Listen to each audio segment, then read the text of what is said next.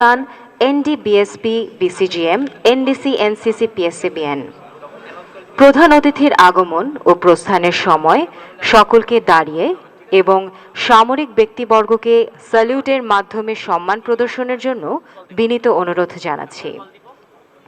শুরুতেই পবিত্র কোরআন থেকে তিলাওয়াত, এরপর নৌবাহিনী প্রধান স্বাগত বক্তব্য প্রদান করবেন। স্বাগত বক্তব্যের পর আজকের আয়োজনের মূল প্রতিপাদ্যের উপর নির্মিত একটি ভিডিও চিত্র প্রদর্শিত হবে। এরপর পররাষ্ট্র মন্ত্রণালয়ের সামুদ্রিক বিষয়ক ইউনিটের সম্মানিত সচিব রিয়ার অ্যাডমিরাল মোহাম্মদ খুরশিদ আলম অবসরপ্রাপ্ত মূল প্রবন্ধ উপস্থাপন করবেন। এরপর নৌ পরিবহন মন্ত্রণালয়ের প্রতিমন্ত্রী তার বক্তব্য প্রদান করবেন। অতঃপর আজকের অনুষ্ঠানের প্রধান অতিথি গণপ্রজাতন্ত্রী বাংলাদেশ সরকারের মাননীয় প্রধানমন্ত্রী তার মূল্যবান বক্তব্য প্রদান করবেন।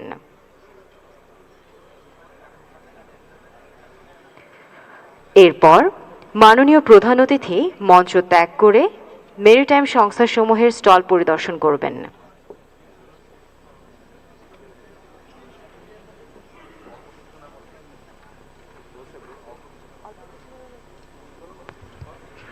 সম্মানিত সুধীবৃন্দ, আর কিছুক্ষণের মধ্যেই আজকের অনুষ্ঠানের প্রধান অতিথি আমাদের মাঝে এসে উপস্থিত হবেন।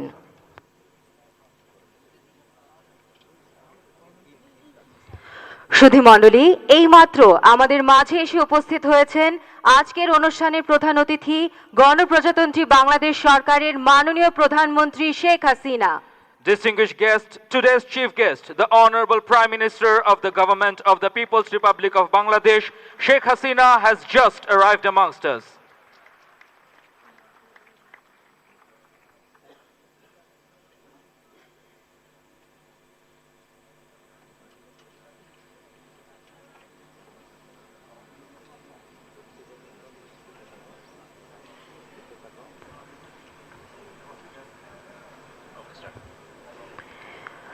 মাননীয় প্রধানমন্ত্রীর সানুগ্রহ অনুমতিক্রমে আজকের অনুষ্ঠান শুরু করছি। সুধীমণ্ডলী, territorial waters and maritime zones act 1974 প্রণয়নের সুবর্ণ জয়ন্তী অনুষ্ঠানে আপনাদের সকলকে স্বাগতম। With the kind permission from Honorable Prime Minister, let us begin today's program. Distinguished guests, let me welcome you all to the Golden Jubilee celebration of Territorial Waters and Maritime Zones Act 1974. অনুষ্ঠানের শুরুতেই পবিত্র কোরআন থেকে তিলাওয়াত করবেন Akter এলএসসিডি। Ladies and gentlemen, now recitation from the Holy Quran.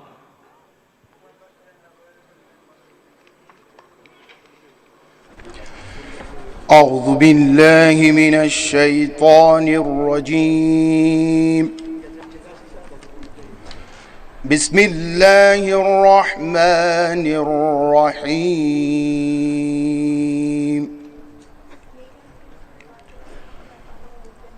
وهو الذي سخر البحر لتأكلوا منه لحما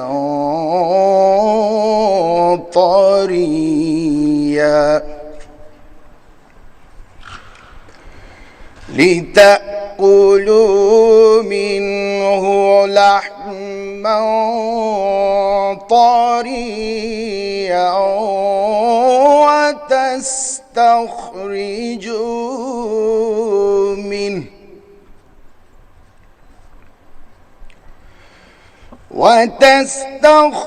وتستخرجوا منه حلية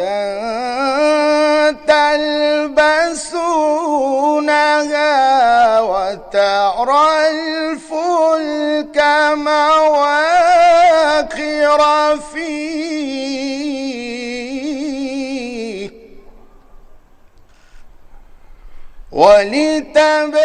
ولتبتغوا من فضله ولعلكم تشكرون صدق الله العظيم। আর তিনি সেই জন যিনি সমুদ্রকে করেছেন বশীভূত, যেন তা থেকে তোমরা খেতে পারো টাটকা মাংস, আর তা থেকে বের করে আনতে পারো অলংকার যা তোমরা পরিধান করো। আর তোমরা দেখতে পাও ওর বুক চিরে জাহাজ চলাচল করে, যেন তোমরা তার অনুগ্রহ সামগ্রী সন্ধান করতে পারো, আর যেন তোমরা কৃতজ্ঞতা প্রকাশ করো। And it is he who subjected the sea for you, to eat from it tender meat, and to extract from it ornaments which you wear. And you see the ships plowing through it, and he subjected it, that you may seek of his bounty, and perhaps you will be grateful.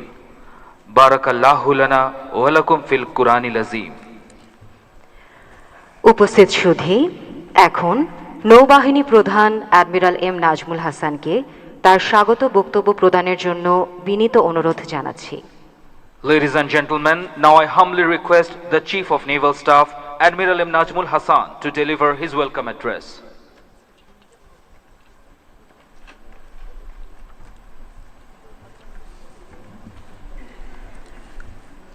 Bismillahir Rahmanir Rahim.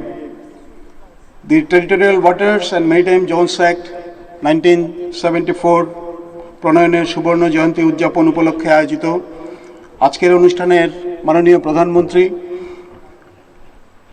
Sheikh Hasina, উপস্থিত মন্ত্রী পরিষদের সম্মানিত সদস্যবৃন্দ, কূটনৈতিক মিশনের প্রধানগণ, সেনা ও বিমান বাহিনী প্রধান, সম্মানিত সংসদ সদস্যবৃন্দ, ঊর্ধ্বতন সামরিক ও অসামরিক কর্মকর্তাবৃন্দ, আমন্ত্রিত অতিথিবৃন্দ, প্রিন্ট ও ইলেকট্রনিক মিডিয়ার সাংবাদিকবৃন্দ এবং আমার প্রিয় ছাত্রছাত্রীবৃন্দ, আসসালামু আলাইকুম, শুভ সকাল। জাতির পিতা বঙ্গবন্ধু শেখ মুজিবুর রহমান কর্তৃক 1974 সালে the territorial waters and maritime zones act 1974 প্রণয়নের সুবর্ণ জয়ন্তী উদযাপন উপলক্ষে আয়োজিত দিনব্যাপী সেমিনারের উদ্বোধনী অনুষ্ঠানে আগত সকল অতিথিবর্গকে আমি সবিনয়ে স্বাগত জানাচ্ছি। শত কর্মব্যস্ততার মাঝেও আজকের অনুষ্ঠানে প্রধান অতিথি হিসেবে উপস্থিত থাকায় আমি মাননীয় প্রধানমন্ত্রীকে জানাচ্ছি আন্তরিক ধন্যবাদ ও কৃতজ্ঞতা। বাংলাদেশের ইতিহাসে আজকের দিনটি অনন্য হিসাবে চিহ্নিত হয়ে থাকবে। আজকের এই আয়োজনের মধ্য দিয়ে আমরা শুধু এই আইনের 50 বছর পূর্তি উদযাপন করছি না, বরং বিশ্বের দরবারে আমাদের স্বকীয়তা, জাতি হিসাবে অনন্যতা আর সর্বোপরি আবারও জাতির পিতার অসামান্য প্রজ্ঞা ও দূরদর্শিতার বার্তা ঘোষণা করছি। আমি আমার বক্তব্যের শুরুতেই স্বাধীনতার মহান স্থপতি জাতির পিতা বঙ্গবন্ধু শেখ মুজিবুর রহমানের প্রতি গভীর শ্রদ্ধা জ্ঞাপন করছি। তার নেতৃত্বে বাঙালি জাতি দীর্ঘ 9 মাসের মহান মুক্তিযুদ্ধের পর পেয়েছে আমাদের প্রাণপ্রিয় স্বাধীন দেশ আর লাল সবুজের পতাকা। আমি শ্রদ্ধা নিবেদন করছি বঙ্গমাতা শেখ ফজিলাতুন্নেসা মুজিব সহ 15ই আগস্ট 1975-এ শাহাদাত বরণকারী বঙ্গবন্ধু পরিবারের সকল সদস্যদের প্রতি। আমি সশ্রদ্ধ চিত্তে স্মরণ করছি আমাদের মহান মুক্তিযুদ্ধের 30 লক্ষ শহীদদের, সকল যুদ্ধাহত বীর মুক্তিযোদ্ধা ও 2 লক্ষ নির্যাতিত মা বোনদের, যারা নিজেদের আত্মত্যাগের বিনিময়ে আমাদের পতাকার মান সমুন্নত করেছেন বিশ্বের দরবারে। ভাষা আন্দোলনের স্মৃতি বিজড়িত এই মাসে আমি সকল ভাষা শহীদদের প্রতিও বিনম্র শ্রদ্ধা জ্ঞাপন করছি।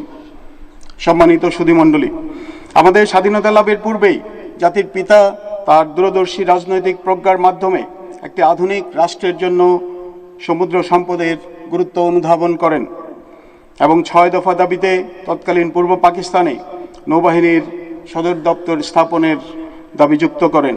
এরই ধারাবাহিকতায় স্বাধীনতা পরবর্তী সময়ে বঙ্গবন্ধু সমুদ্র সীমায় আমাদের ন্যায্য দাবি অর্জনের লক্ষ্যে the territorial waters and maritime zones act 1974 প্রণয়ন করেন।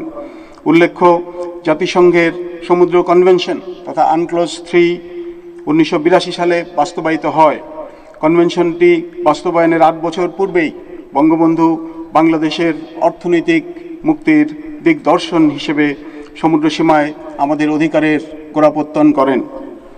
পরবর্তীতে বঙ্গবন্ধুর সুযোগ্য কন্যা মাননীয় প্রধানমন্ত্রী শেখ হাসিনা 2009 সালে দায়িত্ব গ্রহণের পর তার বলিষ্ঠ নেতৃত্বের মাধ্যমে বাংলাদেশ 2012 ও 14 সালে যথাক্রমে মায়ানমার ও ভারতের সাথে দীর্ঘদিনের অমীমাংসিত সমুদ্র সীমার বিষয়টি শান্তিপূর্ণ উপায়ে নিষ্পত্তি করে।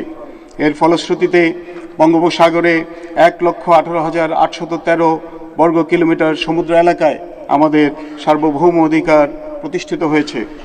মাননীয় প্রধানমন্ত্রী, বঙ্গবন্ধুর নেতৃত্বে আমরা পেয়েছি স্বাধীনতা, আর আপনার সুযোগ্য নেতৃত্বে আমরা এগিয়ে চলেছি উন্নয়নের দিকে, অর্থনৈতিক মুক্তির আলোকে স্মার্ট বাংলাদেশ গঠনের পথে। আমাদের অবিচল আস্থা রয়েছে আপনার নেতৃত্ব ও দিক নির্দেশনার উপর। স্মার্ট বাংলাদেশের মূল উপজীব্যকে ধারণ করে আমরা স্মার্ট সমুদ্র ব্যবস্থাপনা সুনিশ্চিত করতে বদ্ধপরিকর। আজকের এই অনুষ্ঠানে আপনার সানুগ্রহ উপস্থিতি আমাদের উৎসাহিত করেছে অনুপ্রাণিত।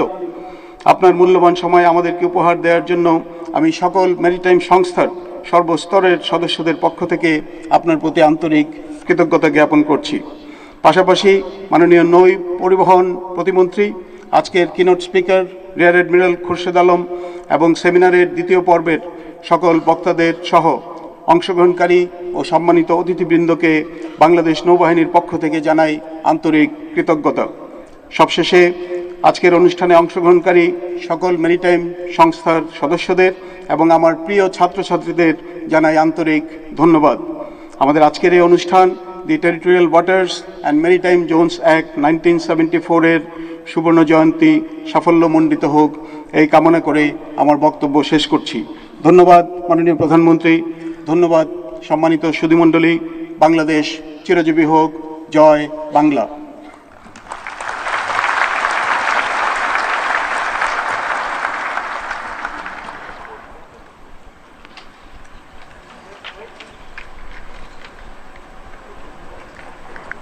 ধন্যবাদ sir.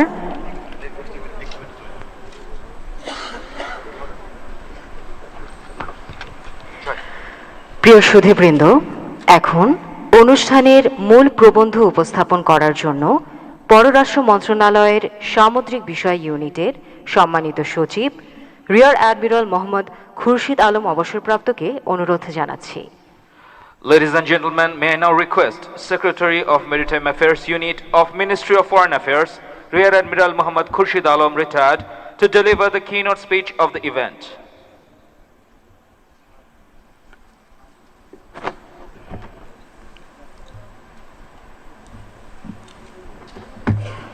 Bismillahirrahmanirrahim. Honorable Prime Minister Sheikh Hasina, the today's chief guest, the respected cabinet ministers, member of parliament, chief of the army staff, chief of the air staff, chief of the naval staff, and the senior officers of the armed forces, and all other distinguished guests, invited guests, Assalamu alaikum and good morning to all of you.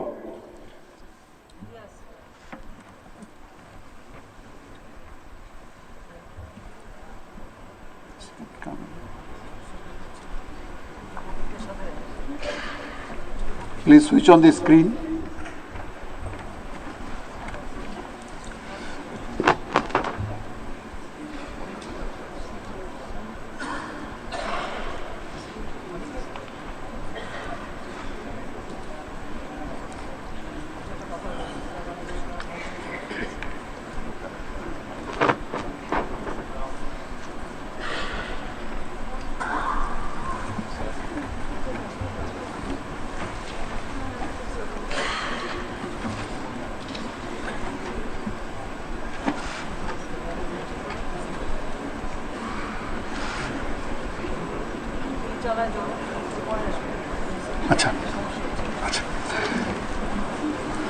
Okay, there is some technical problem probably.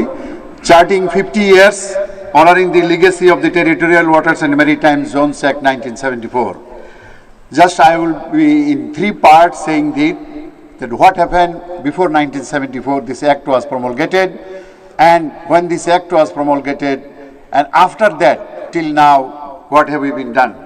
As we all know, in 10 January 1972, Bangabandhu Sheikh Mujibur Rahman returned to Bangladesh after 290 days of confinement in Pakistan jail. Mind it, 290 days.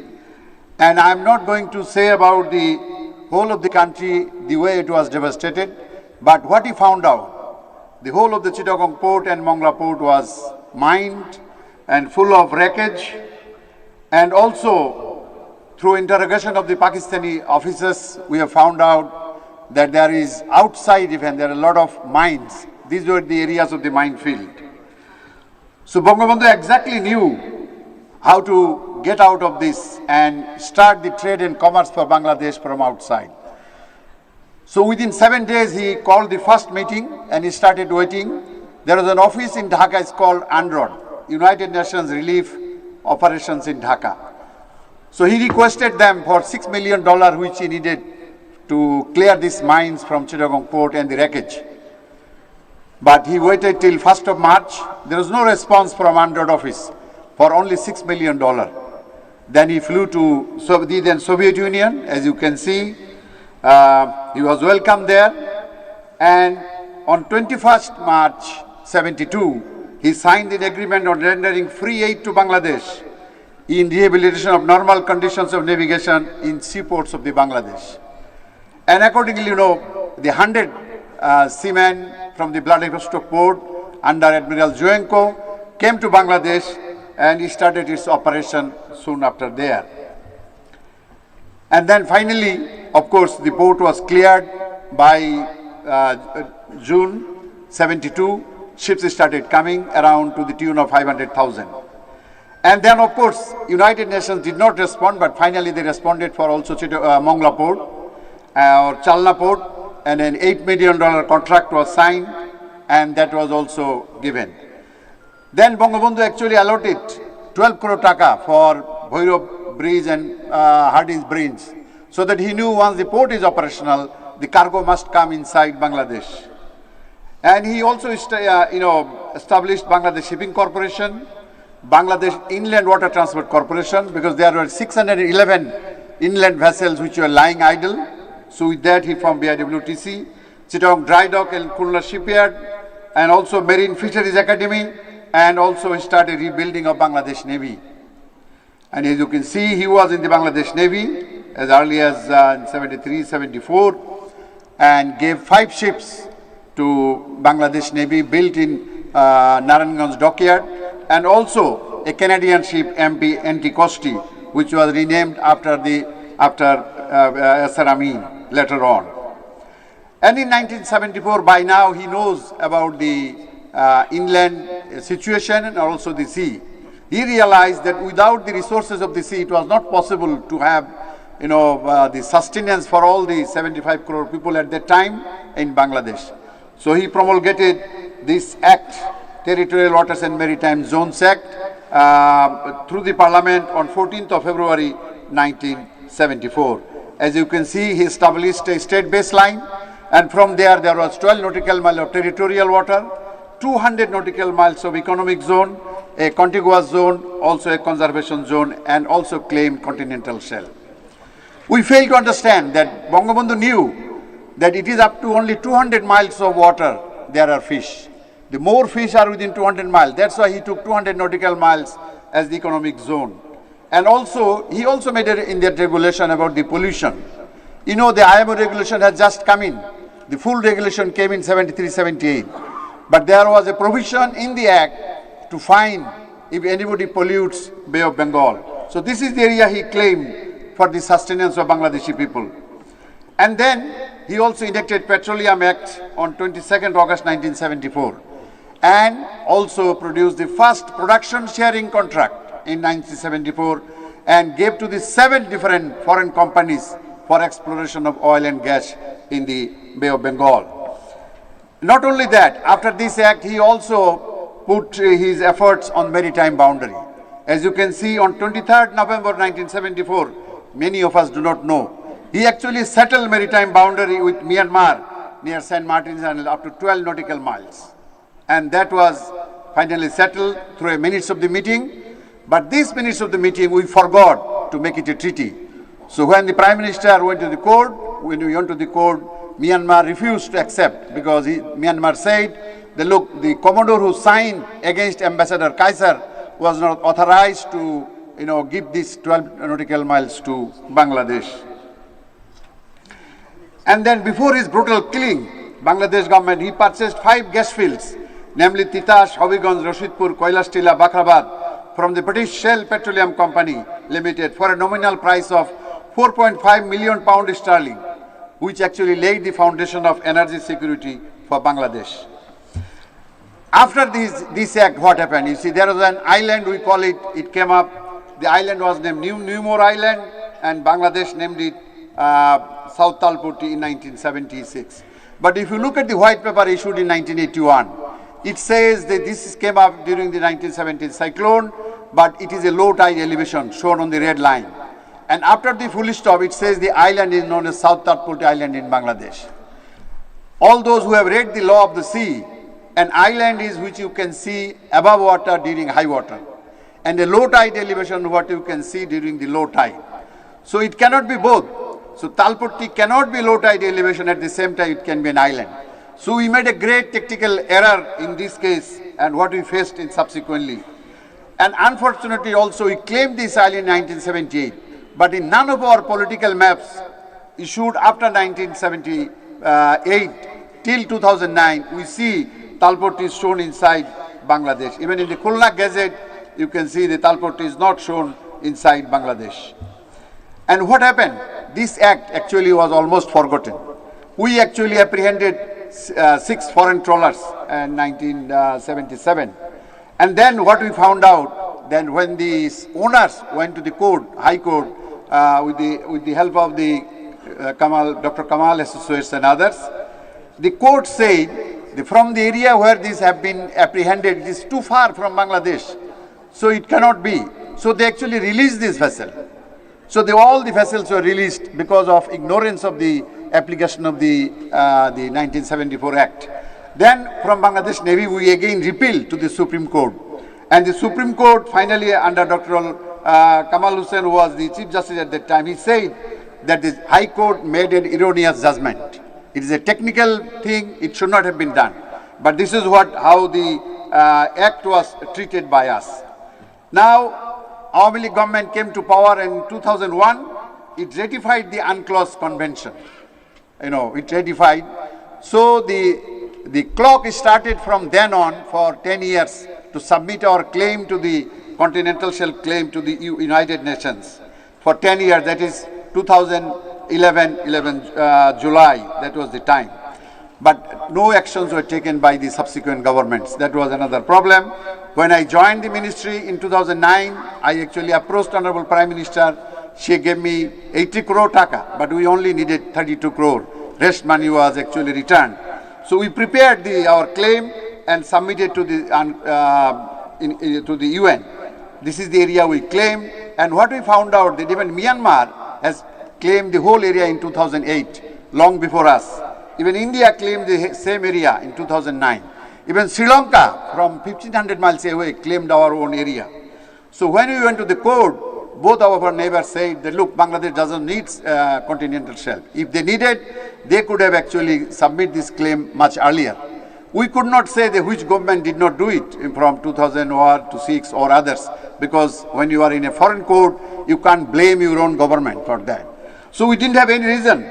So finally, we actually found out this poem from Gitanjali or Rabindranath Tagore. And we said he was a Nobel laureate poet, and he said, the time is endless in the hands of my only Almighty. Almighty doesn't count months, years, and days. But we are human beings, we live only 60, 70 years. So we need the resources of the sea more than India and Myanmar, because they have much more bigger sea areas than Bangladesh. So finally the court listened. And as you can see, this is the small area we had before going to the court. Honorable Prime Minister realized after assuming the duties in 2009 and said, let's go to the court. Let's see, we want to resolve it. So in 2009, we went to the court, and then this was one diagram I found out in 1982 when I was studying in the UK. And this diagram was drawn by Germany in 1967 when Germany went to court against Denmark and Netherlands. And it said that if East Pakistan, then East Pakistan is 67, if equidistance line is applied, it will not be an equitable solution for East Pakistan. So we now raise this issue to the court. Look, if Germany, by showing our example, if they can get equitable solution from both Denmark and Netherlands in the ICJ, why not in Bangladesh? And I can tell you, Honorable Prime Minister is always with us, and now this is the area you have heard already, we got from both the courts. And that's how the Honorable Prime Minister said that it is 81% of our total land area. Now what transpires from these court proceedings? Not one thing. First thing transpired is the land boundary terminus. So while dealing with the land boundary terminus of the four rivers, Isamati, Kalindi, Rayamangol, Hariyabhanga, which led to the Bay of Bengal, the court, actually we found out that there was an arbitration between Pakistan and India in 1950, and Judge Baghe was the chair. And in that arbitration, the Indian lawyer has said, I will read only the important one, the interpretation of the boundary on the basis of a fluid line would definitely frustrate this idea if the river changes its course. Pakistan territory might become Indian territory and vice versa. Pockets might be created. So surely a person of all the eminence and experience of Sir Cyril Redcliffe must have envisaged all these difficulties and made up his mind to provide for definite and inflexible boundaries. That means in Bangladesh, for the last 75 years, what we have been working for, that midstream of the main river is the boundary. It was no more true because his Indian own judge denied it, and the tribunal, in our case, it says that the midstream of the main channel of the Hariyabhanga River must be located as it was in 1947 at the time of the Redcliffe Award. So that means midstream of the main river is no more valid, which was done since 1925 under another notification. So it is now 1947. Wherever the river was, like even if you go to Devhata Moza is almost gone inside the river. The boundary will never change, it will remain in 1947 as it was. As you can see, when in this one, this was also settled by Judge Baghe, there is a triangular one. It did not follow the river, even Ganges. It was done in 1950. So these are our examples, and our land ministry has taken up this case very seriously. Honorable Prime Minister, we are thankful to you for not only getting the land, letting the maritime area for us, but you have also made the Bangladesh Navy three-dimensional. And that has empowered Bangladesh Navy to protect the resources lying in the water as well as under the seabed and subsoil of this huge area which is equivalent to Bangladesh. So this is the area, we got, and we have actually from our coastal area we have, about 120 kilometers is our baseline, and then of course the other areas is about 555 kilometer long area. And this is the baseline, then territorial sea and the contiguous zone of 24 nautical miles. And also you can see, this is, we have said that it's a historic waters for Bangladesh. Why you have done it? Because in 1987, near Kutubdi Island, two foreign warships came and they anchored there. And they stayed there for about 10 days. They said, we are outside Bangladesh territorial water limit. That is about 13 miles they were there. But since then, I think now they cannot probably come because this is our internal water, and we can always say that in our internal waters there is no innocent passage. So that means through territorial sea there is innocent passage as per international law, but in the internal waters I don't think we have this thing on. And the another aspect I will just say, since 1983 you can see this line, this dotted line. This dotted line is under the Kolkata FIR or Indian FIR. Flight information region, and parts of hill tracts, and also the St. Martin's Island, it fall under the Yangon FIR. That means any of the naval aircraft, if they wanted to go to, which they wanted last year, they wanted to go to St. Martin's Island, they needed permission from the Myanmar side. So this also we took up very seriously, and I can tell you that even these last 5-6 years, the India has already given up its share on the territorial water, and also the Myanmar just only 2 months back has agreed to comply with the international convention and also give us the area which they have taken in their Yangon FIR. So that's an achievement for us because of this. And Bangladesh Air Force has also declared air defense identification zone, as you can see here. That means any ship coming about 600 miles entering our area, they must contact our Dhaka airport and say and ask permission, or at least inform that we are entering your areas. And that's a big leap forward, you know. Previously, nobody actually wanted our favor, you know. But in the sea area, still it is under the Kolkata FIR. Every aircraft passing through this area, they get $450 and coming back around $900. So probably we need some equipment, some, the radar for actually tracking aircraft which are about 600 miles away. Once we get that, we can all take it up and with the ICAO and probably make it happen. Honorable Prime Minister, you have allowed us and helped us in actually amending the Territorial Waters and Maritime Zones Act, which has been already amended in 21, and the amendment copy is already there on the online, which has allowed a maritime tribunal for the first time in Bangladesh to be set up, along with a lot of punishments, and also the blue economy. And you have also done a lot of seaports. You have given a lot of vessels, like BSC has now, BSC plus private sector 98 vessels. When Honorable Prime Minister took over the duties in 2009, there are only 38 vessels in our history. Now there are 98 vessels. It is increasing positively. And also she has established Bangladesh Oceanography Institute, then Sheikh Mujibur Rahman Maritime University, and also other. And also is the blue economy. Well, the blue economy model, probably she will see.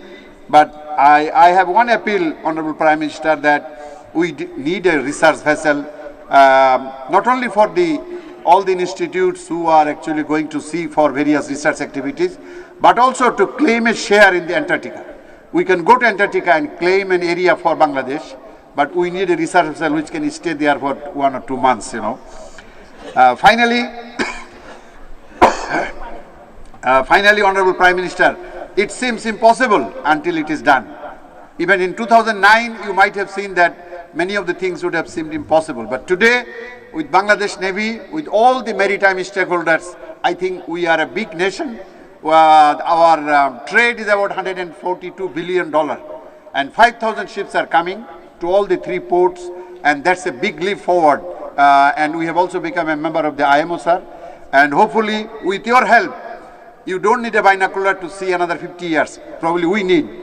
But without that, I can tell you, whatever you have done for Bangladesh Navy and for the country, we'll all remember as the time passes. I don't have a future.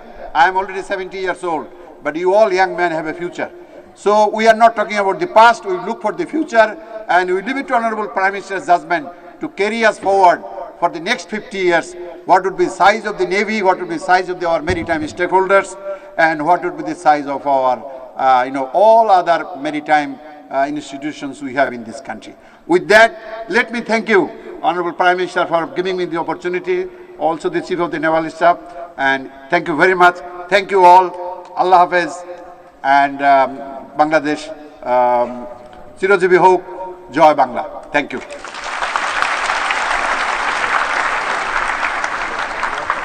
ধন্যবাদ sir. সম্মানিত সুধীবৃন্দ, এখন territorial waters and maritime zones act 1974 এর 50 বছর পূর্তি উপলক্ষে নির্মিত একটি audio visual প্রদর্শন করা হবে। Distinguished guests, now let us enjoy an audio visual on the Territorial Waters and Maritime Zones Act 1974 to mark the Golden Jubilee celebration.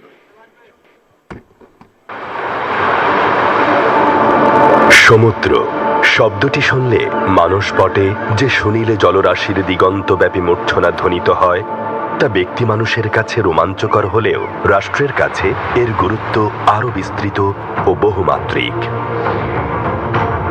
Bangladesh শুধুমাত্র একটি স্বাধীন ভূখণ্ডই নয়, বঙ্গোপসাগরের একটি বিস্তীর্ণ এলাকার অর্থনৈতিক ও সার্বভৌম সত্ত্বের অধিকারী। আজ থেকে 50 বছর আগে সমুদ্র ও সমুদ্র সম্পদের গুরুত্ব অনুধাবন করে জাতির পিতা বঙ্গবন্ধু শেখ মুজিবুর রহমান 1974 সালে territorial waters and maritime zones act প্রণয়ন করেছিলেন, যা ছিল একটি সুদূর প্রসারী পদক্ষেপ। এটি শুধুমাত্র সমুদ্র সীমা নির্ধারণের জন্য একটি আইনি কাঠামোই প্রদান করেনি, বরং সমুদ্র ও সমুদ্র সম্পদের উপর অধিকার ও শাসন প্রতিষ্ঠার ভিত্তি তৈরি করেছিল। এই আইনটিতে সমুদ্রের সার্বিক নিরাপত্তা ও শৃঙ্খলা বজায় রাখার স্বার্থে গুরুত্ব আরোপ করা হয়েছিল মেরিটাইম গভর্নেন্সের উপর।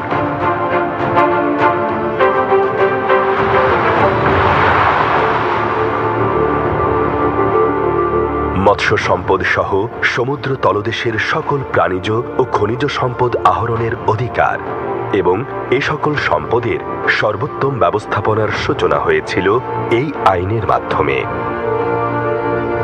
এছাড়া সমুদ্র দূষণ নিয়ন্ত্রণ ও সমুদ্র বিজ্ঞান বিষয়ক গবেষণার ক্ষেত্রে সৃষ্টি হয় একটি বাস্তবধর্মী রূপরেখা। শুধু তাই নয়, এই আইনটি ছিল প্রতিবেশী দেশসমূহের সাথে ন্যায্যতার ভিত্তিতে সমুদ্র সম্পদের শান্তিপূর্ণ ব্যবহারের এক অনবদ্য পথ প্রদর্শক। সমুদ্রে অধিকার প্রতিষ্ঠায় বঙ্গবন্ধু যে প্রত্যয় ব্যক্ত করেছিলেন তা বাস্তবায়ন করে যাচ্ছেন তাঁরই সুযোগ্য কন্যা মাননীয় প্রধানমন্ত্রী শেখ হাসিনা। তিনি 2001 সালের জুলাই মাসে জাতিসংঘ সমুদ্র আইন কনভেনশন বা আনক্লস 1982 অনুসমর্থন করেন।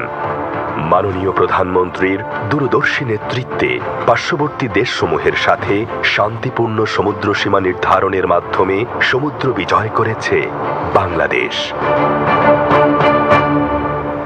প্রতিবেশী দেশগুলোর সঙ্গে সমুদ্র সীমা শান্তিপূর্ণ নিষ্পত্তির পর সুনীল অর্থনীতি বাংলাদেশের উন্নয়নের নতুন দুয়ার খুলে দিয়েছে।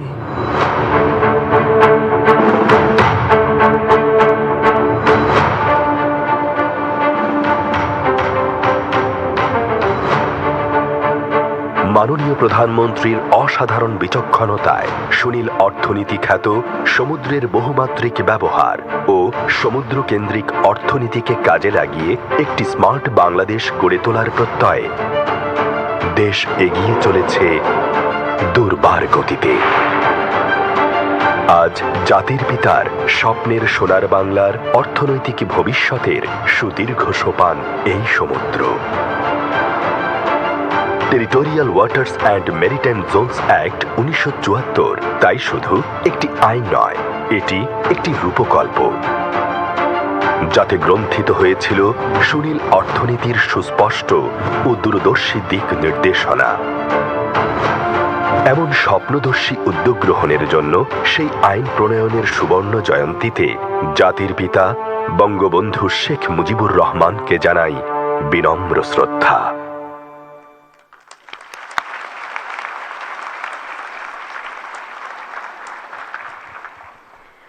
সুধীবৃন্দ, অনুষ্ঠানের এ পর্যায়ে আমি নৌ পরিবহন মন্ত্রণালয়ের প্রতিমন্ত্রী জনাব খালিদ মাহমুদ চৌধুরী এমপিকে তার বক্তব্য প্রদান করার জন্য অনুরোধ জানাচ্ছি। August gathering at this stage of the program, may I now request Mr. Khalid Mahmood Chaudhary MP, State Minister, Ministry of Shipping, to deliver his speech. ধন্যবাদ। The Territorial Water and Maritime Zone Act 1974 প্রণয়ন সুবন্ত জয়ন্তী উদযাপন অনুষ্ঠানে আজকে প্রধান অতিথি হিসেবে উপস্থিত আছেন গণপ্রজাতন্ত্রী বাংলাদেশ সরকারের মাননীয় প্রধানমন্ত্রী দেশরত্ন শেখ হাসিনা, উপস্থিত মাননীয় মন্ত্রী মহোদয়গণ, কূটনৈতিক মিশনের প্রধানগণ, সেনাবাহিনী, নৌবাহিনী ও বিমান বাহিনীর প্রধানগণ, সম্মানিত সংসদ সদস্যবৃন্দ, সামরিক ও অসামরিক ঊর্ধ্বতন কর্মকর্তাবৃন্দ, আমন্ত্রিত অতিথিবৃন্দ, সাংবাদিকবৃন্দ, আসসালামু আলাইকুম, শুভ সকাল। বক্তব্যের শুরুতেই আমি পরম শ্রদ্ধা পরে স্মরণ করছি আমাদের স্বাধীনতার মহান স্থপতি, সর্বকালের সর্বশ্রেষ্ঠ বাঙালি, জাতির পিতা বঙ্গবন্ধু শেখ মুজিবুর রহমানকে। সশ্রদ্ধের চিত্তে স্মরণ করছি 1975 সালের 15ই আগস্টে বঙ্গমাতা ফজিলাতুন্নেসা মুজিব সহ যারা ঘাতকের নির্মম গুলিতে শহীদ হয়েছেন সে সকল শহীদানদের প্রতি। স্মরণ করছি জেলখানায় নিহত জাতীয় 4 নেতা, 21শে আগস্ট গ্রেনেড হামলায় নিহতদের প্রতি, মহান মুক্তিযুদ্ধে শাহাদাত বরণকারী সকল বীর শহীদ যোদ্ধা ও মুক্তিযোদ্ধা ও মা বোনদেরকে। একই সঙ্গে স্মরণ করছি 1952 সালে ভাষা আন্দোলনের শহীদদের। স্বাধীনতা পরবর্তী যুদ্ধ বিধ্বস্ত বাংলাদেশের অর্থনৈতিক উন্নয়নের মাধ্যমে সুখী সমৃদ্ধ সোনার বাংলা গড়তে সমুদ্রভিত্তিক অর্থনৈতিক উন্নয়নে গুরুত্ব অনুধাবন করে জাতির পিতা বঙ্গবন্ধু শেখ মুজিবুর রহমান 1974 সালের the territorial water and maritime zone act 1974 প্রণয়ন করেন। আজকে আমরা সেই মহেন্দ্রক্ষণে উপস্থিত হয়েছি, যার মাধ্যমে বঙ্গবন্ধু কর্তৃক the territorial water and maritime zone act 1974 50 বছর উদযাপন করা হচ্ছে। কালক্রমে জাতির পিতার সুযোগ্য কন্যা মাননীয় প্রধানমন্ত্রী দেশরত্ন শেখ হাসিনার নেতৃত্বে আজ আমরা আমাদের সমুদ্র সীমার উপর পূর্ণাঙ্গ অধিকার প্রতিষ্ঠার মাধ্যমে সমুদ্রের অপার সম্ভাবনাকে কাজে লাগিয়ে অপ্রতিরোধ্য উন্নয়নের অগ্রযাত্রায় এগিয়ে চলছি। সুধীমণ্ডলী, সমুদ্র এক বিশাল সম্ভাবনার ক্ষেত্র। সমুদ্র সীমা সংক্রান্ত বিরোধ নিষ্পত্তির মাধ্যমে সমুদ্রে সার্বভৌমত্ব প্রতিষ্ঠার পাশাপাশি অর্জিত হয়েছে বিশাল এক অর্থনৈতিক কর্মক্ষেত্র। সরকারের ন্যাশনাল ব্লু ইকোনমি ইনোভেটিভ দারুণ আজ বাংলাদেশ অর্থনৈতিক সূচক ঊর্ধ্বমুখী। ব্লু ইকোনমির অংশ হিসাবে মৎস্য সম্পদ আহরণ, সমুদ্রপথে মালামাল পরিবহন, বন্দরের সংখ্যা ও সক্ষমতার উন্নয়ন সহ প্রচলিত কর্মকাণ্ডের পরিধি বিস্তারে ব্যাপক কার্যক্রম সরকার কর্তৃক হাতে নেওয়া হয়েছে। বর্তমানে সুনীল অর্থনীতি বাস্তবায়ন এবং সুবিশাল সমুদ্র সীমার নিরাপত্তা নিশ্চিতকরণে আমাদের সকলের নিবিড় সহযোগিতা ও সমন্বয়ের মাধ্যমে কাজ করার প্রয়োজনীয়তা রয়েছে। বাংলাদেশের অর্থনীতিকে টেকসই পর্যায়ে রূপান্তরিত করতে হলে সমুদ্র সম্পদের টেকসই ও বহুমাত্রিক ব্যবহার নিশ্চিত করতে হবে।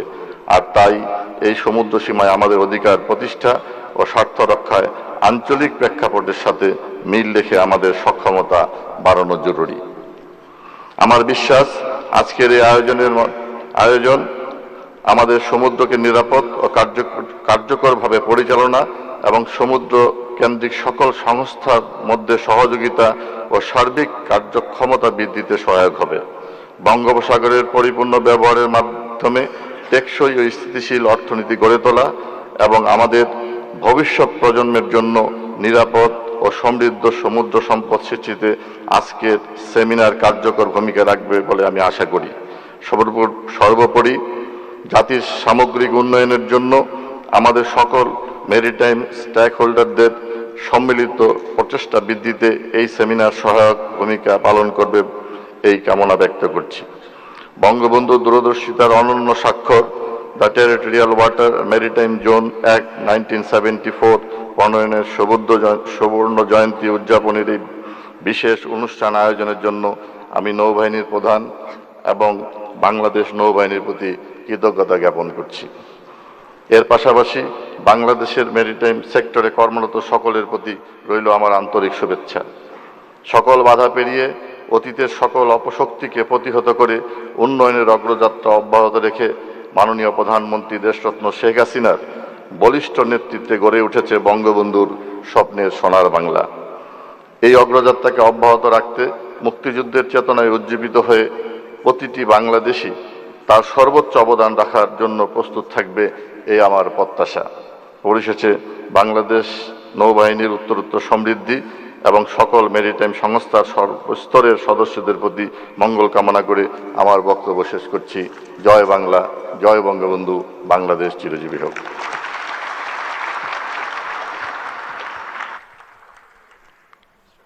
ধন্যবাদ স্যার। সম্মানিত সুধীবৃন্দ, এখন আজকের অনুষ্ঠানের প্রধান অতিথি গণপ্রজাতন্ত্রী বাংলাদেশ সরকারের মাননীয় প্রধানমন্ত্রী শেখ হাসিনা তার মূল্যবান বক্তব্য প্রদান করবেন। Distinguished guests, now I'd like to humbly request Honorable Prime Minister of the Government of the People's Republic of Bangladesh, Sheikh Hasina, to deliver her valuable speech. Ladies and gentlemen, the Honorable Prime Minister. আন্তরিক ধন্যবাদ। বিসমিল্লাহির রহমানির রহিম। উপস্থিত সহকর্মীবৃন্দ, সেনা নৌ বিমান বাহিনী প্রধানগণ, কূটনীতিবৃন্দ, সামরিক অসামরিক কর্মকর্তাবৃন্দ এবং উপস্থিত সুধী মণ্ডলী এবং ছাত্রছাত্রীবৃন্দ, আসসালামু আলাইকুম। Territorial Waters and Maritime Zone Acts 1974 প্রণয়নের সুবর্ণ জয়ন্তী উদযাপন উপলক্ষে যারা এই অনুষ্ঠানে উপস্থিত রয়েছেন সকলকে আমি আমার আন্তরিক শুভেচ্ছা জানাই, এবং এই হলে যারা আছেন বা সারা বাংলাদেশের যারা এটা শুনছেন বা ডিজিটাল সিস্টেমে সংযুক্ত রয়েছেন বা দেশে বিদেশে সকলের জন্যই আমার আন্তরিক শুভেচ্ছা আজকের এই বিশেষ দিনে। এই বিশেষ দিনে বাংলাদেশ নৌবাহিনী, বাংলাদেশ কোস্টগার্ড, বিভিন্ন ম্যারিটাইম সংস্থা ও প্রতিষ্ঠানের সঙ্গে কর্মরত সংশ্লিষ্ট সকলকে আমি আমার আন্তরিক অভিনন্দন জানাচ্ছি।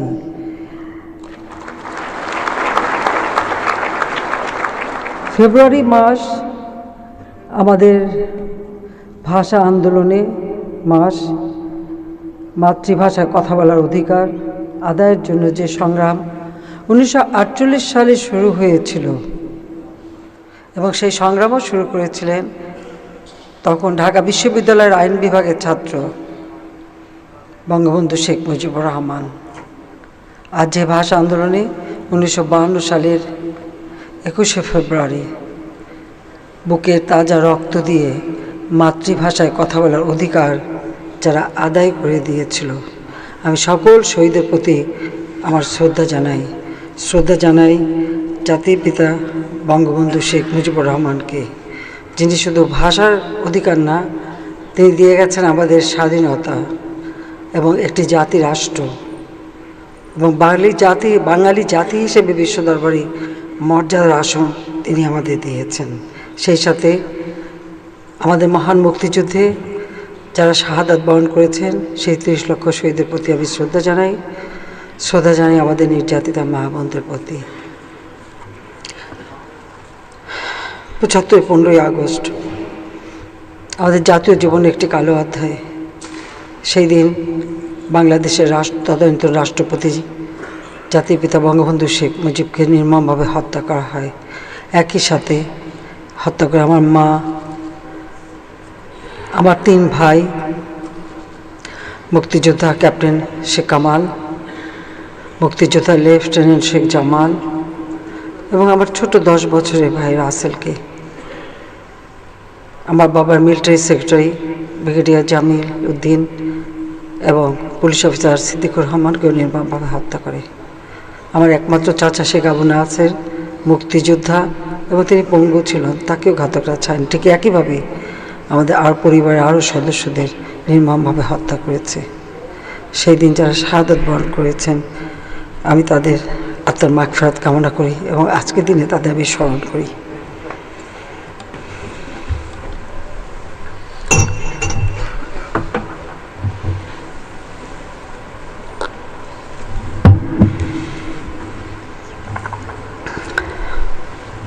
সুধী মণ্ডলী, জাতির পিতা বঙ্গবন্ধু শেখ মুজিব শুধু আমাদের একটি রাষ্ট্রই দিয়ে যাননি, তিনি স্বাধীন সার্বভৌম বাংলাদেশ প্রতিষ্ঠা করেন।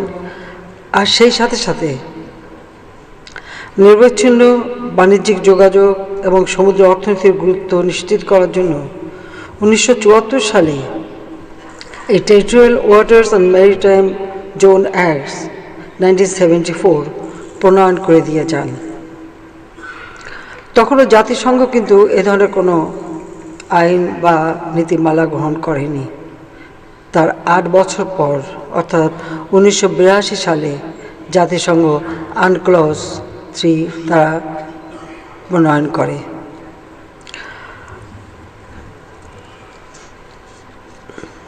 আনক্লজ প্রণয়নের পর বাংলাদেশের সমুদ্র সীমা নির্ধারণের জন্য 1975 সালের পরবর্তী সরকারগুলো আসলে কোনো পদক্ষেপ আর নেয়নি।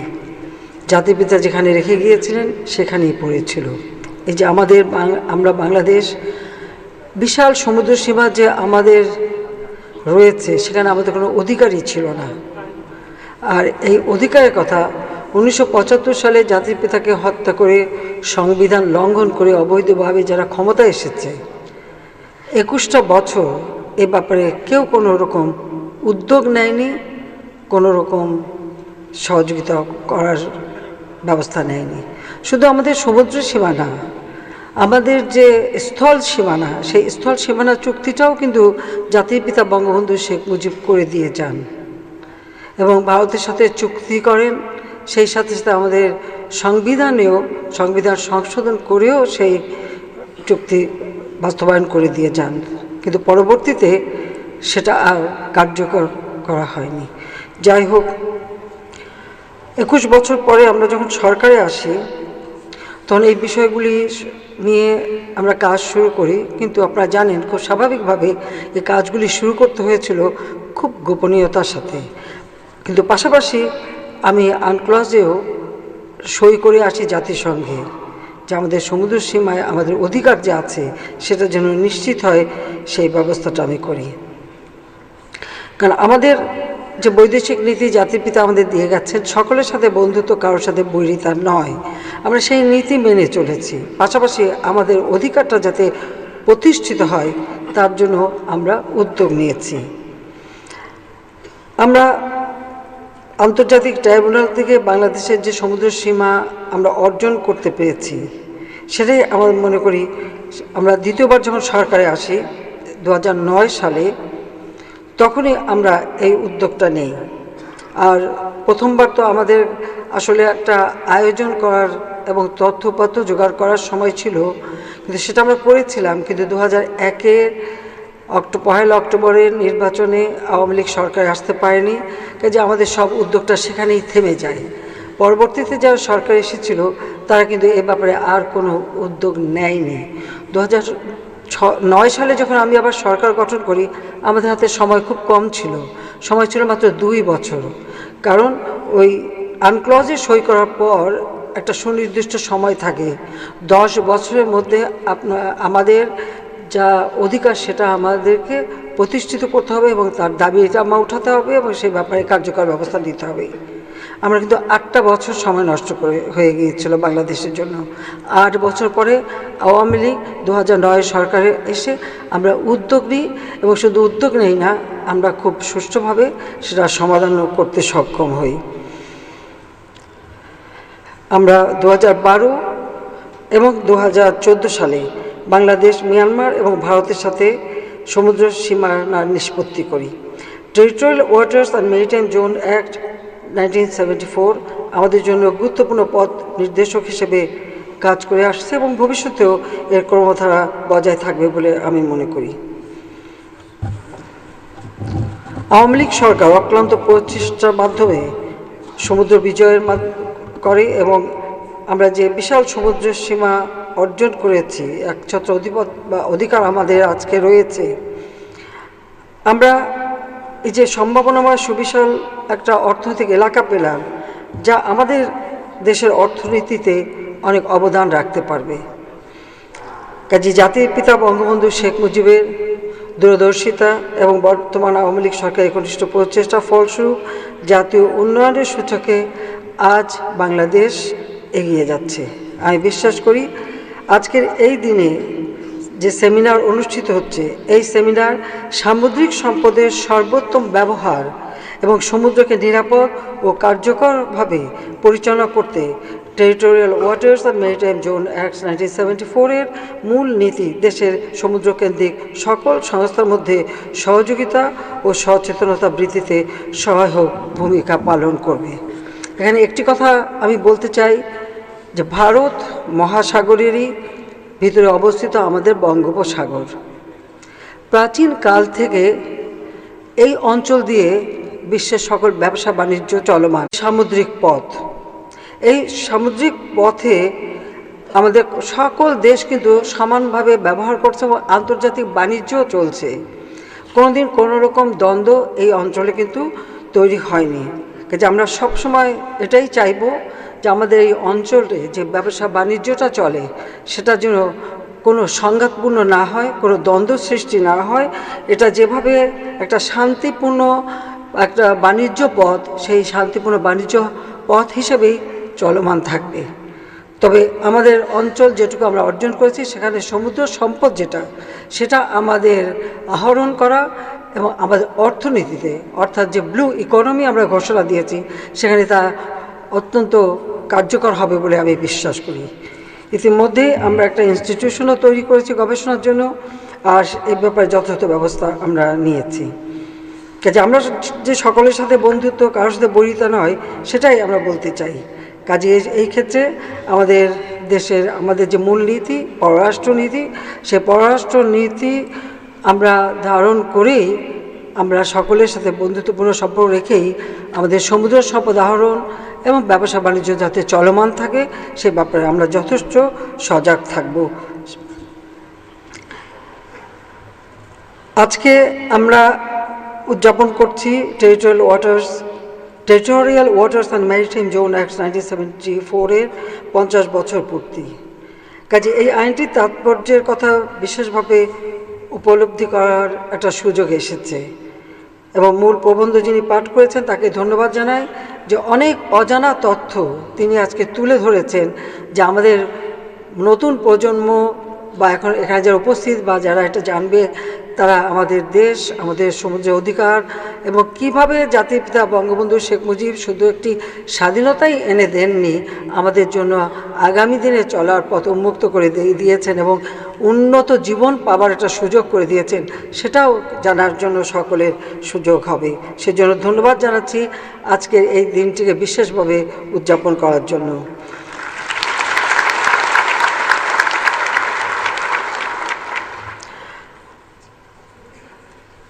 সুধীমণ্ডলী, এই বিশাল সমুদ্র এলাকা এবং উপকূলীয় অঞ্চলে বহুত উন্নয়নের কার্যক্রম চলমান রয়েছে।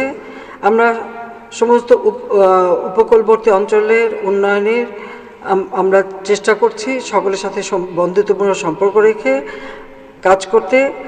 ইতিমধ্যে আমরা আমাদের যেমন মহেশখালী মাতার বাড়ি, সেখানে আমাদের একটি পোর্ট, নতুন পোর্ট আমরা নির্মাণ করেছি এবং সেখানে একটি ডিপ সি পোর্ট তৈরি হচ্ছে। পাশাপাশি পায়রা, এটা যদিও পায়রা নদী পারে না, কিন্তু আমি এই জায়গাটার নামই দিয়েছি পায়রা। পায়রা তো আসলে শান্তির প্রতীক। তো সেখানেও এটা হচ্ছে রামনাবাদ চ্যানেলে। তো আমরা সেখানে আমাদের যেমন একটা নৌ ঘাঁটি স্থাপন করেছি, আর তার পাশেই বিদ্যুৎ কেন্দ্র এবং পায়রা পোর্ট আমরা চালু করেছি এবং এটা ছিল ড্রেজিং করা। আমরা বেলজিয়ামের সাথে আমাদের নিজস্ব অর্থায়নে আমরা এই চ্যানেলটা ক্যাপিটাল ড্রেজিং করে দিয়েছি, মেনটেনেন্স ড্রেজিং চলছে। ফলে পায়রা পোর্টটাও ধীরে ধীরে এটা উন্নত হচ্ছে। আমরা আসলে ধীরে ধীরে উন্নতি করছি, কারণ আমি চট করে করতে চাই না। আমার যতটুকু ব্যবহার হবে, ব্যবহারের সাথে সাথে এটা উন্নত হবে। ভবিষ্যতে এটাও কিন্তু একটা উন্নত পোর্ট হবে। যেমন আমাদের চট্টগ্রাম পোর্ট একদিকে, অপরদিকে আমাদের মংলা পোর্ট, ঠিক পায়রা পোর্টটা কিন্তু মাঝামাঝি জায়গায়, এবং পায়রা পোর্ট থেকে সমুদ্র কিন্তু খুব বেশি দূরে না। কাজে সেখানে এর একটা উন্নত উজ্জ্বল ভবিষ্যৎ আছে। কাজে আমাদের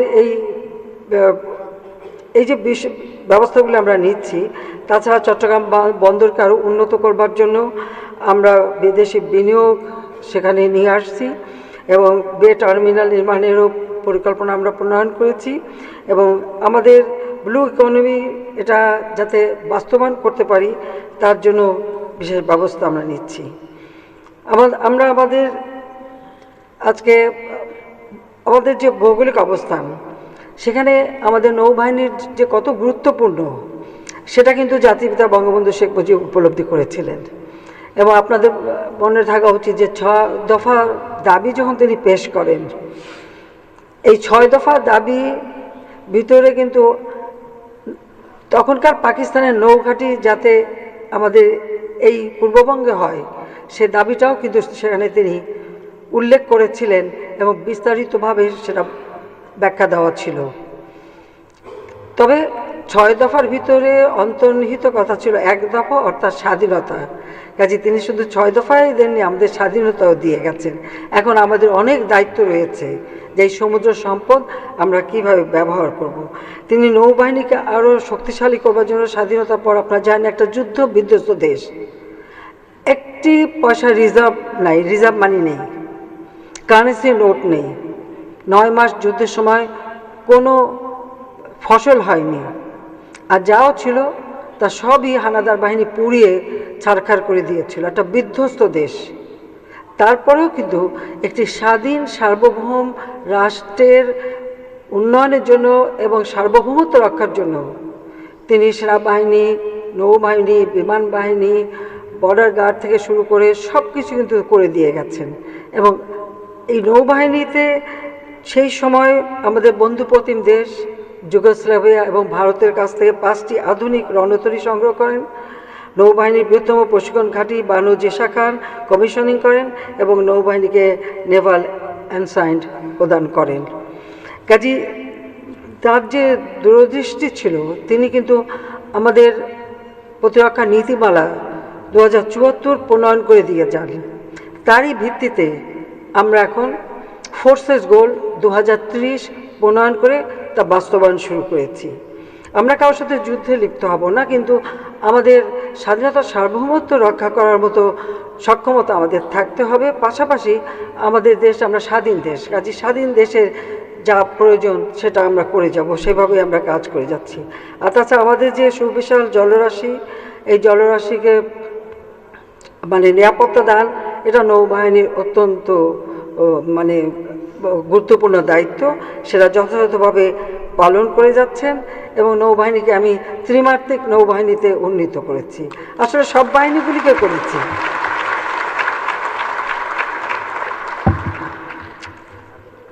অনেকে আমাকে বলেন যে এটা কি দরকার ছিল, এটা কি দরকার ছিল। আমরা কোনো দরকার নাই, তবে আমরা হয়তো বলতে পারি যে ছোট দেশ, ভৌগোলিক দিক থেকে ছোট, কিন্তু জনসংখ্যার দিক থেকে তো আমরা ছোট না, জনসংখ্যার দিক থেকে আমরা অনেক বড়। তাছাড়া জাতিসংঘ শান্তি রক্ষা মিশনে আমরা অবদান রাখছি, কাজে আমাদের সেখানে যারা কর্তব্য পালন করতে যাবে তারা সব দিক থেকেই দক্ষ হোক, আমি সেটাই চাই। কাজে প্রশিক্ষণটাই হচ্ছে সব থেকে বড় দরকার।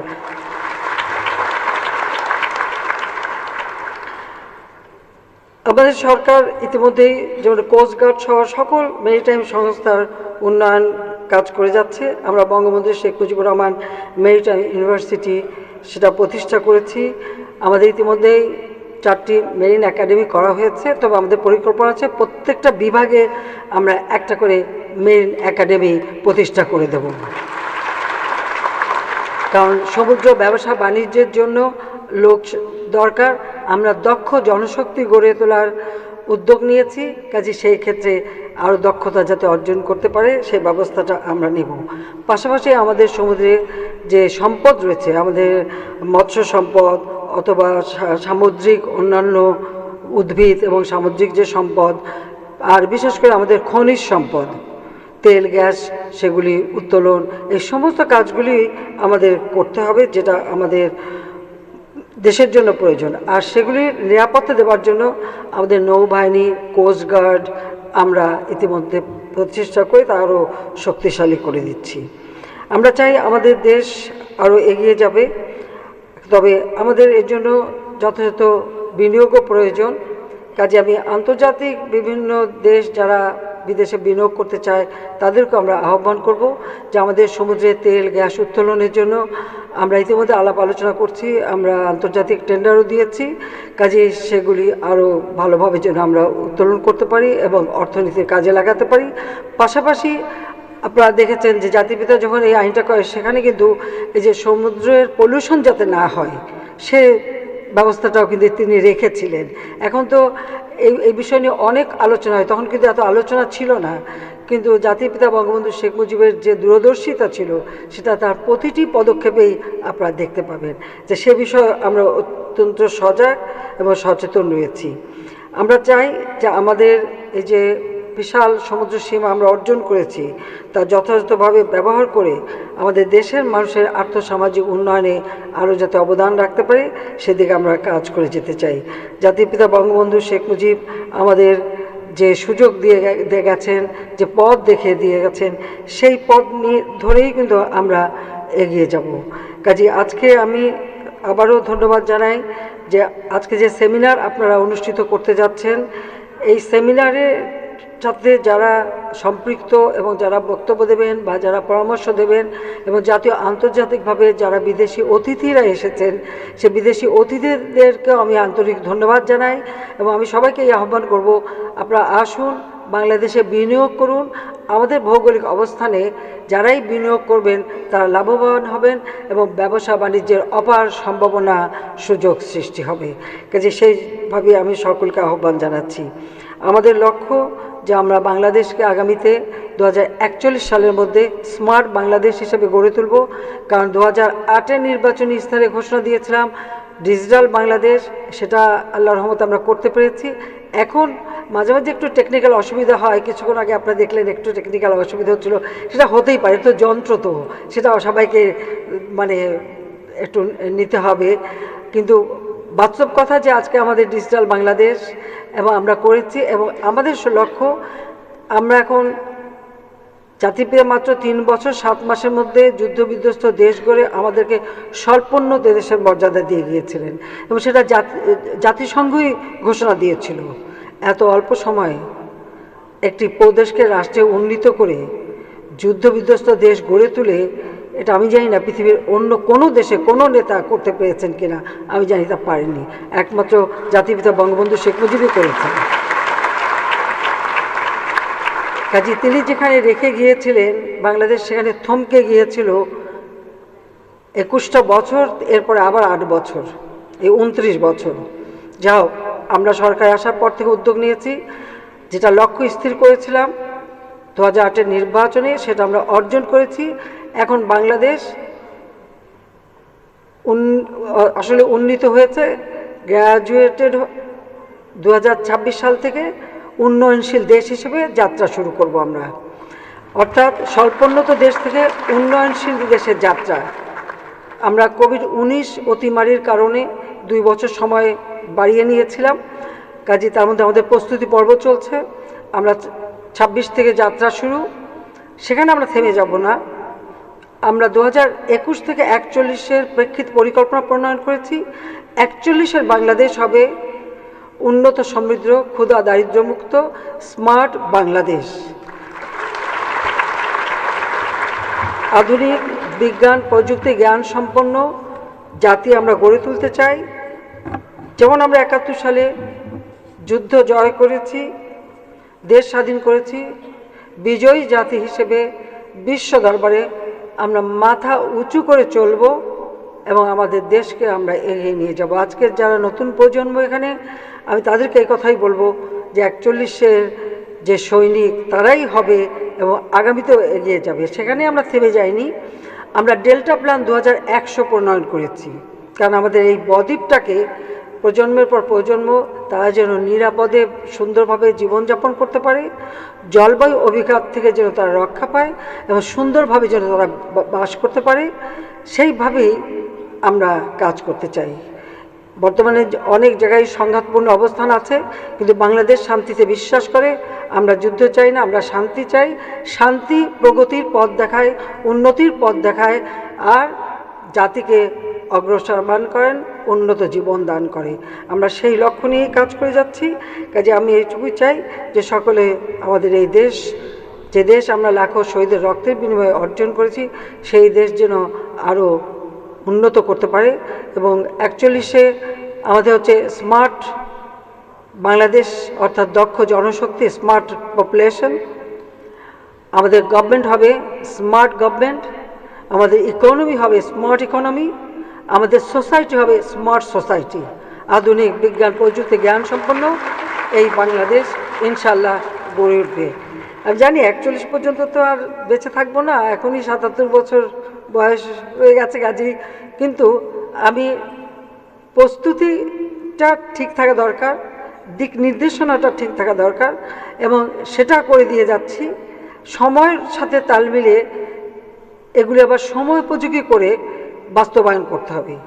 আমরা 41-এর যে আমাদের প্রেক্ষিত পরিকল্পনা, তার অনেক কিছু আমরা 2008-এর পঞ্চবার্ষিকী পরিকল্পনা এবং 2009 পঞ্চবার্ষিকী পরিকল্পনা প্রণয়নের কাজও আমরা এখন শুরু করেছি।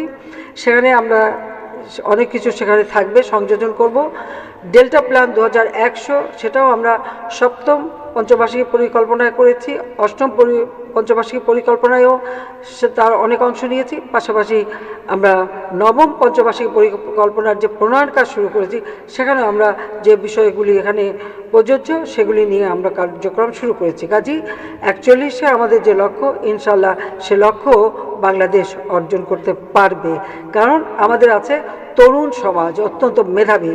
তাদের যদি আমরা ভালোভাবে শিক্ষা দীক্ষা দিয়ে তৈরি করতে পারি, বাংলাদেশ আর পিছনে ফিরে তাকাবে না। আর আমরা পিছনে ফিরে তাকাতে চাই না, আমরা এগিয়ে যাব বীর দর্পে 71-এ যেভাবে বিজয় অর্জন করেছি।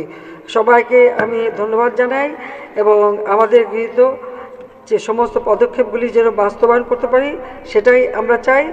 আমি সবাইকে ধন্যবাদ জানিয়ে আপনাদের আজকের যে সেমিনার, সেই সেমিনার সফল হোক সেই কামনা করে আমি আবারও বলবো, জাতির পিতার স্বপ্নের সোনার বাংলাদেশ ইনশাল্লাহ আমরা গড়ে তুলব। সবাই ভালো থাকেন, সুস্থ থাকেন সেই কামনা করি। ধৈর্য ধরে আমার বক্তব্য শোনার জন্য আন্তরিক ধন্যবাদ জানাচ্ছি। সবাইকে ধন্যবাদ। খোদা হাফেজ। জয় বাংলা, জয় বঙ্গবন্ধু, বাংলাদেশ চিরজীবী হোক।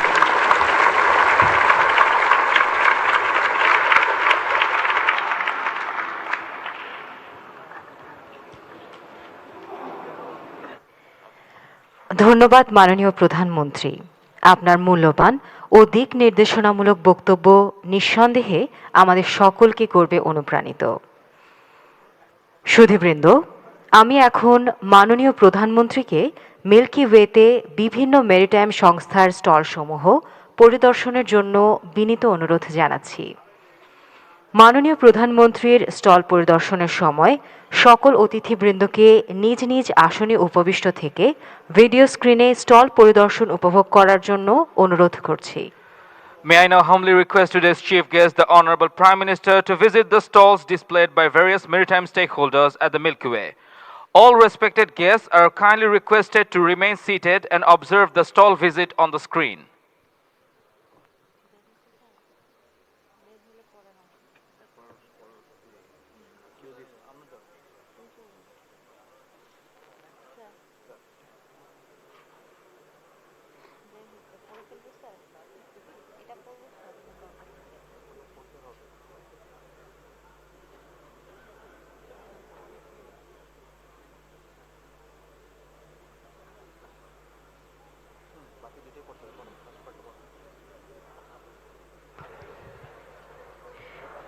সুধীমণ্ডলী, স্টল পরিদর্শন শেষে আজকের অনুষ্ঠানকে স্মরণীয় করে রাখতে নৌবাহিনী প্রধান মাননীয় প্রধানমন্ত্রীকে একটি শুভেচ্ছা স্মারক উপহার দিবেন।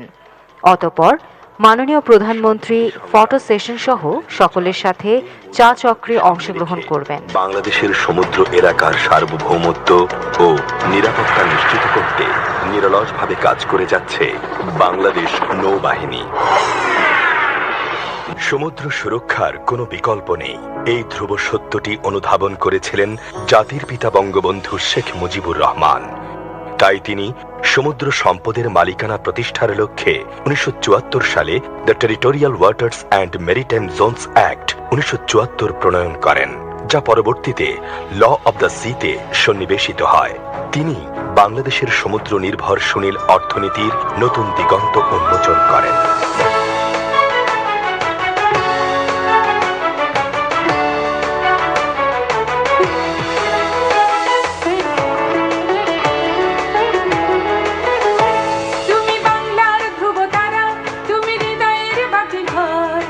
আকাশে বাতাসে বজ্র কণ্ঠ তোমার কণ্ঠস্বর, তুমি বাংলার ধ্রুবতারা, তুমি হৃদয়ের বাতিঘর।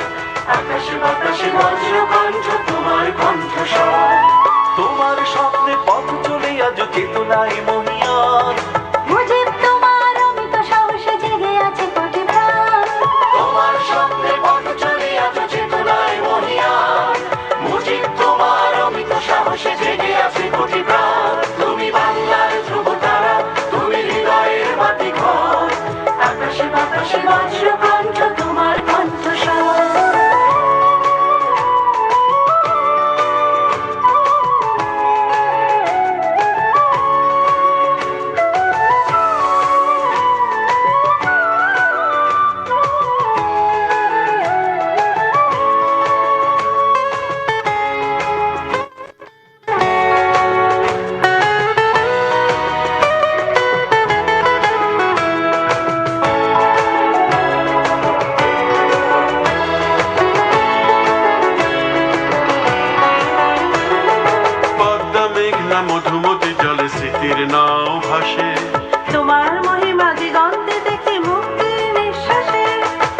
ফোঁটা মেঘনা মধুমতি জলে স্মৃতির নাও ভাসে। তোমার মহিমা দিগন্তে দেখি মুক্তির নিঃশ্বাসে। তোমার স্বপ্নে পথ চলে আজ চেতনায় মহিয়ান, মুজিব তোমার অমিত সাহসে জেগে আছে কোটি প্রাণ। তোমার স্বপ্নে পথ চলে আজ চেতনায় মহিয়ান, মুজিব তোমার অমিত সাহসে জেগে আছে কোটি প্রাণ। তুমি বাংলার ধ্রুবতারা, তুমি হৃদয়ের বাতি ঘর, আকাশে বাতাসে বজ্র কণ্ঠ তোমার কণ্ঠস্বর। তুমি বাংলার ধ্রুবতারা, তুমি হৃদয়ের বাতি ঘর, আকাশে বাতাসে বজ্র কণ্ঠ তোমার কণ্ঠস্বর। দেশের জন্য অত্যন্ত গুরুত্বপূর্ণ এই সমুদ্র পথ রক্ষা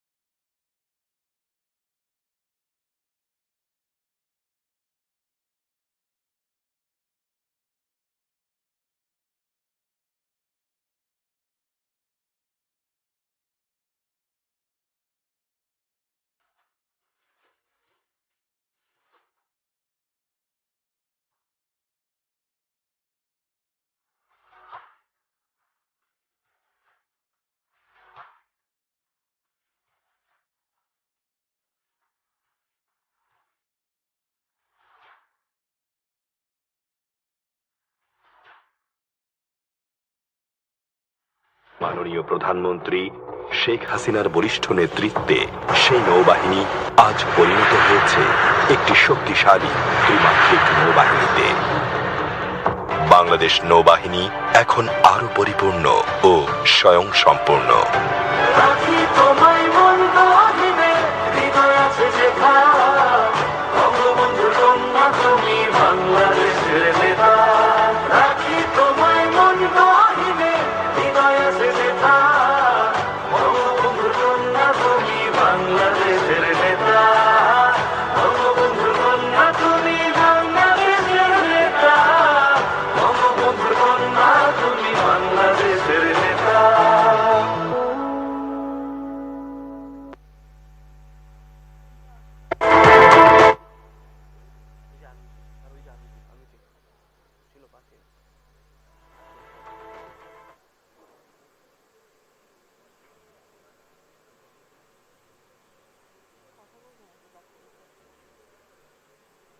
ও ছবি তুলবে, এটা করো।